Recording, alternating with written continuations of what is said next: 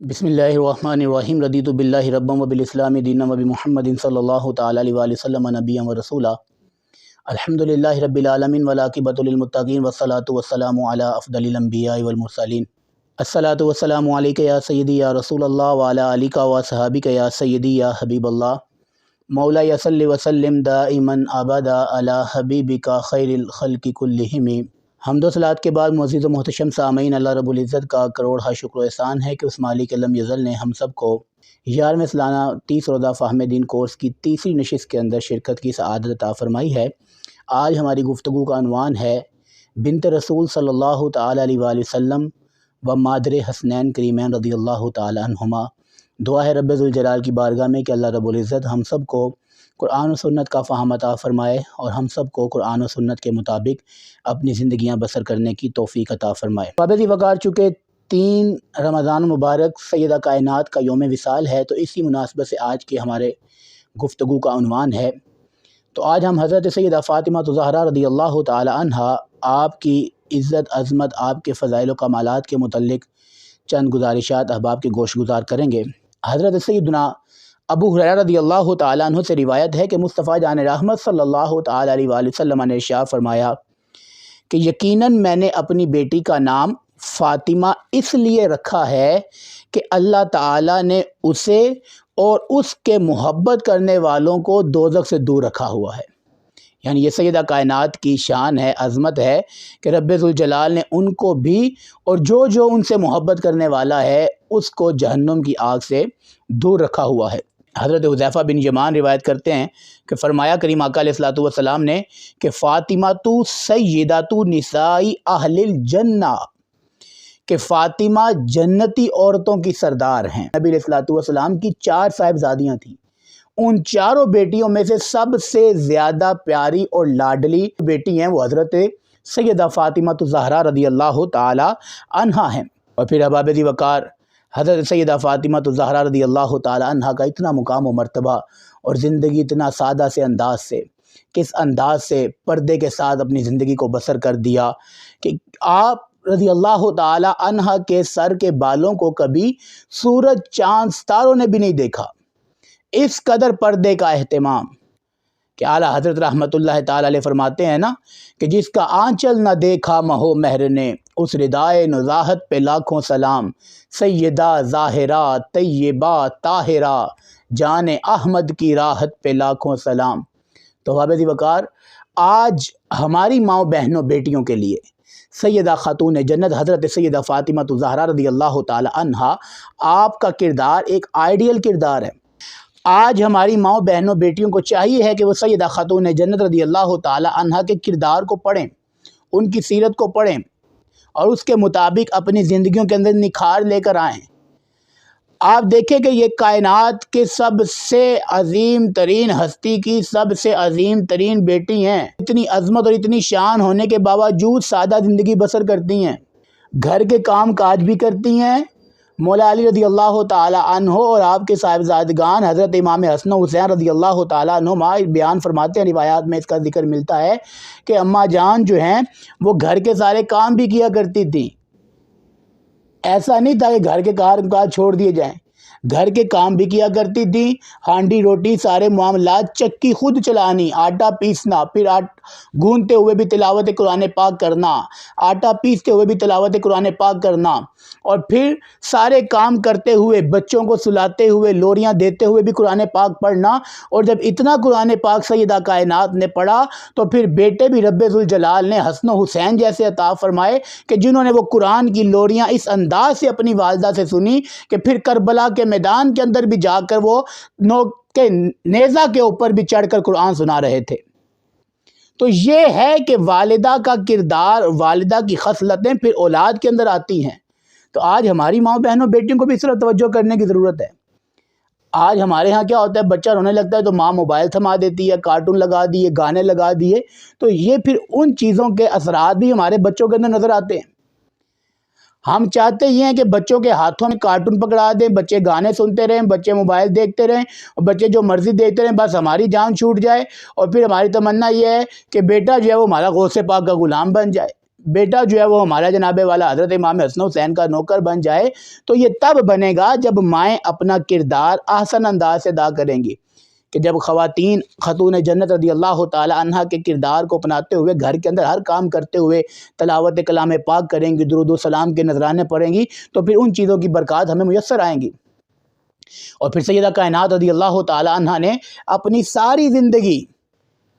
تقوی و طہارت اور پرہیزگاری کے اندر گزار دی، عبادات کے اندر گزار دی۔ اور کیا انداز ہے، فرماتی ہیں کہ میرا جنازہ بھی رات کے وقت اٹھانا تاکہ کسی غیر محرم کی مجھ پر نظر نہ پڑے۔ اور آج ہمارے اسلام کی مائیں بہنیں بیٹیاں پتہ نہیں کس ڈگر پر چل رہی ہیں۔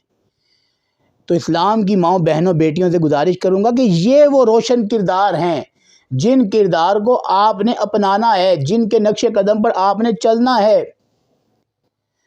آج اسلام کی ماں بہن بیٹی کسی ڈرامے کی ایکٹریس، کسی فلم کی ہیروئن کی جو ہے وہ نقل کرتے ہوئے اپنے اوپر فخر محسوس کرتی ہے، تو ان چیزوں کی طرف نہ جائیں۔ خدارا اپنے زندگیوں کو سمجھیں، زندگیوں کا مقصد سمجھیں اور سیدہ خاتون جنت رضی اللہ تعالیٰ عنہ کے نقش قدم پر چلیں۔ کہ تمنا اور امیدیں آپ کو یہ ہیں کہ ہم قیامت کے دن سیدہ خاتون جنت کا دامن تھامتے ہوئے جنت کی طرف چلی جائیں گی، تو وہ تب ہی ممکن ہوگا جب آپ ان کے نقش قدم پر چلو گے۔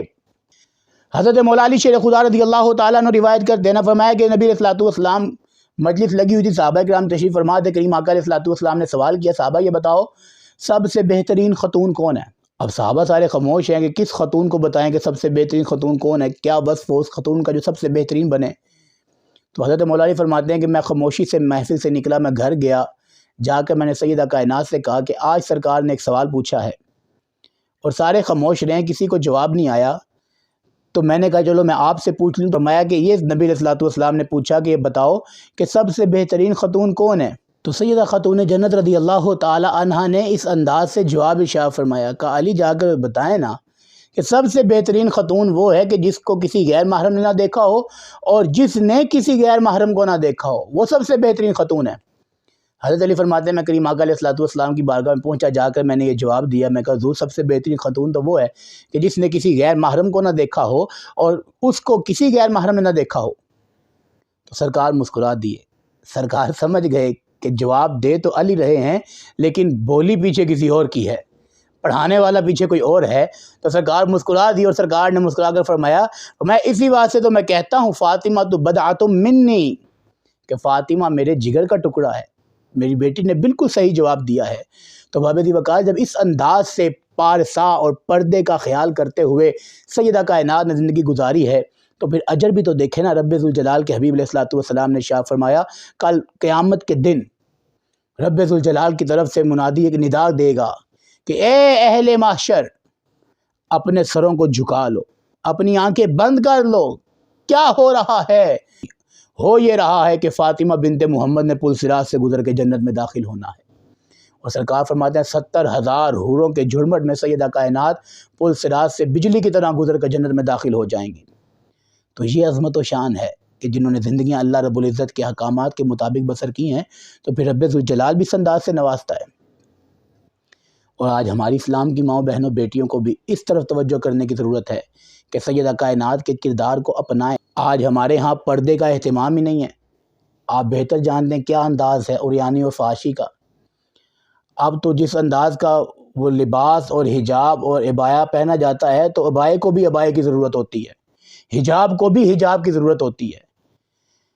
تو وہ پردہ، وہ سارے معاملات کدھر گئے؟ ابھی اگر آپ دیکھتے ہیں قبرستان کے اندر جب تدفین ہو رہی ہوتی ہے تو مرد کو ویسے ہی آرام سے اٹھا کر قبر میں سپرد خاک کر دیا جاتا ہے، لیکن جب کسی خاتون کی تدفین کرنی ہو تو پہلے تو سارے جو قریبی رشتہ دار ہوتے ہیں وہ قریب ہوتے ہیں، باقی سارے دور ہوتے ہیں، اور پھر جب وہ تدفین کرنے لگتے ہیں تو کیا کیا جاتا ہے، اوپر ایک چادر دے لی جاتی ہے، چھپایا جا رہا ہوتا ہے۔ تو میں کہتا ہوں اس وقت وہ میت کی روح چیخ چیخ کر پکار رہی ہوگی کہ اب میرے پردے کے اوپر پردہ کرنے کی کیا حاجت ہے،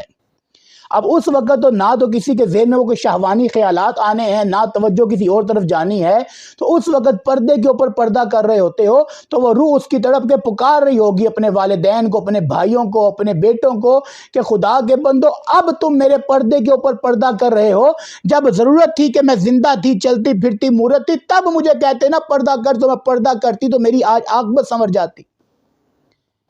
تو اگر مرنے کے بعد پردے کا اتنا اہتمام ہے، اتنی ضرورت ہے، تو زندگی کے اندر زیادہ ضرورت ہے۔ اور یاد رکھیے گا جتنا اسلام کی بیٹی اپنے آپ کو پردے میں رکھے گی، حجاب میں رکھے گی، چھپا کے رکھے گی، اتنا اسے رب ذوالجلال کا قرب ملے گا۔ اور یاد رکھیے گا ہمیشہ عظمت والی چیزیں، پاکیزہ چیزیں، ستھری چیزیں ہی پردے میں ہوا کرتی ہیں۔